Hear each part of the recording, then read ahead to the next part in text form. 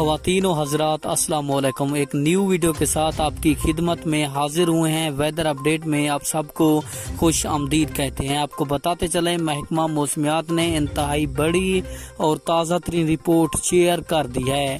अब चंद घंटों बाद और आने वाले दिनों में क्या होने जा रहा है, मुल्क भर में मौसम में इंतहाई बड़ी तब्दीली होने जा रही है। आने वाले कई घंटे इंतहाई अहम करार दे दिए गए हैं।